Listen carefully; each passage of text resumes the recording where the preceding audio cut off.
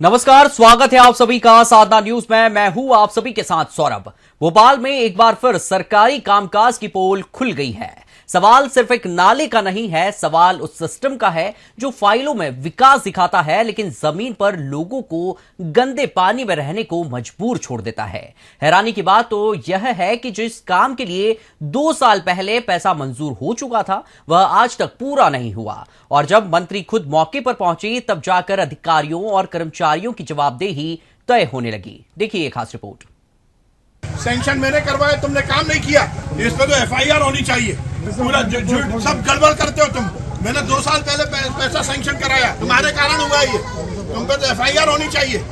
भोपाल के छोला स्थित उड़िया बस्ती में मंत्री विश्वास कैलाश सारंग निरीक्षण के लिए पहुंचे।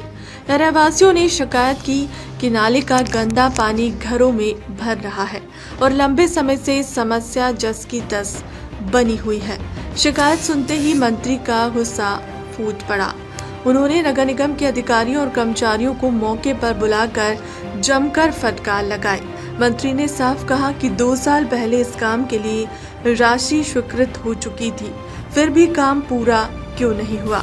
उन्होंने लापरवाही बरतने वाले कर्मचारियों के खिलाफ एफआईआर तक दर्ज कराने की चेतावनी दे डाली है और तत्काल समस्या के समाधान के निर्देश दिए। तुम्हारे कारण हुआ ये, सैंक्शन मैंने करवाया, तुमने काम नहीं किया, इस पर तो एफआईआर होनी चाहिए।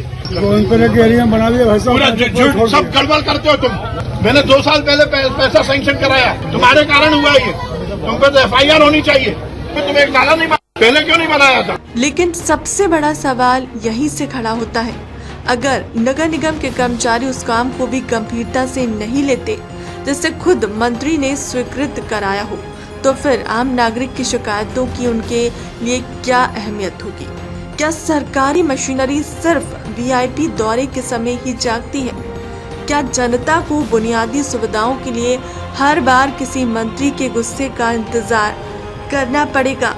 और आखिर 2 साल तक स्वीकृत राशि और अधूरे काम की जिम्मेदारी कौन लेगा?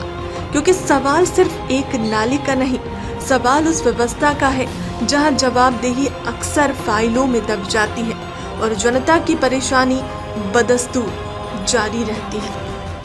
आप तोड़िए और इसको वो करके ऐसा कर दो कि ये पैदल जाने का एक छोटा सा रास्ता बन जाए, ठीक है?